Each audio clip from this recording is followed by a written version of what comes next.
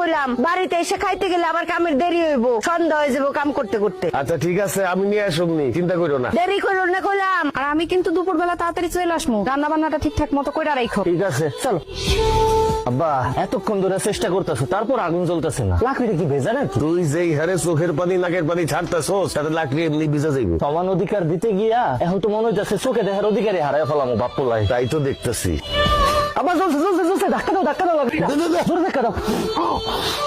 ও ভাবি, আপনি কে? কিস্তি আলি। ভাবি কই? আপনি আলিফের বউ না? হ্যাঁ আমি আলিফের বউ, কিন্তু আপনার বউ কই? বাপের বাড়িতে গেছে। ভাই আহে নাই, আপনি এসেছেন কেন? আরে ভাই, প্রত্যেকদিন কি আপনার ভাইরই আসতে হইব? তার অন্য কোনো কাজ থাকতে পারে না? শরীর খারাপ হইতে পারে না? আগামী 15 দিন আমি কিস্তি তুলবো। ভাবি তো 3 সপ্তাহ কিস্তি বাকি, তাড়াতাড়ি টাকাটা দেন। 3 সপ্তাহের কিস্তি রেডি করে আছে, আসেন। কই টাকা তো ঘরে। নিয়ে আসেন। আরে বাড়িতে এসেন, নাস্তা করবেন, কথা বলবেন, আসেন তো ঘরে আসেন। মানে কি? কিস্তির 3টা জায়গায় 6টা দেবো, 3টা খাতা উঠবেন আর 3টা আপনার জন্য বোনাস। ও তো বাপের বাড়ি, বুঝেন না? হরামির বাচ্চা, তুই এসব কি কইতাছস? কিস্তি দেবো, আসেন না একটু ভিতরে। তোরে জুতোটা দিয়া পিডামু, তোর কিস্তি আলিফ আইসে নিব।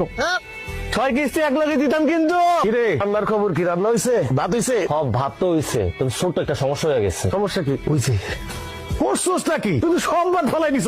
এখন আমি তোর মাল লেগে কেমনে ভাত নিয়ে যাবো? তাহলে তো দুপুরের মধ্যে খাবার নিয়ে যেতে কইছে। এ আব্বা, আমি তোমার একমাত্র পোলা। ভাতের মার গালতে গিয়ে আমার হাতটা পুড়ে গেছে, সেটা নিয়ে তোমার কোনো চিন্তা নাই। তুমি আসো, মাল লেগে কেমনে ভাত লয়ে যাবে সেই চিন্তা লইয়া। তোর মার ভাত যদি আমি সময় মতো না নিয়ে যাই, তুই জানোস আমার খবর করে দিব। বউয়ের শাসন কি জিনিস, বউয়ের যন্ত্রণা কি জিনিস, তুই কি বুঝবি? এমন করে কইতাছো মনে হইতাছে তোমার একারই বউ আছে। আমার বউ নাই, আমি তারে কেমনে খাবার দিব সেটা কও, এটা বুদ্ধি দাও। এক কাম কর, উঠা মাটির থেকে সব ভাত উঠে ধুয়ে ফেলা। এই ভাতি ওকে খাওয়াবো, আমরা পরে রান্না করে খাবো। ঠিক আছে। তরকারির অবস্থা কি তোর? দেই তরকারি রান্না শেষের পথে, লবণটা দেখো তো। দেই লবণ হইছে। করছস কি? কিসে? লবণই তো দেশ নাই। কি কো, লবণ দিছি তো, খারাপ আবার দিতাছি। দে এবার দেখো তো। দেই হয় নাই তো, আরো দে। এবার দেখো, ফুসকেন সব হারাইয়া ফেলাইছো। তুমি তো একই চামচের থেকে বারবার লবণ সাইকা দেখতেছো, লবণটা হইবটা কেমনে? এখান থেকে দেখো, পাতিল থেকে দেখো, দেখো।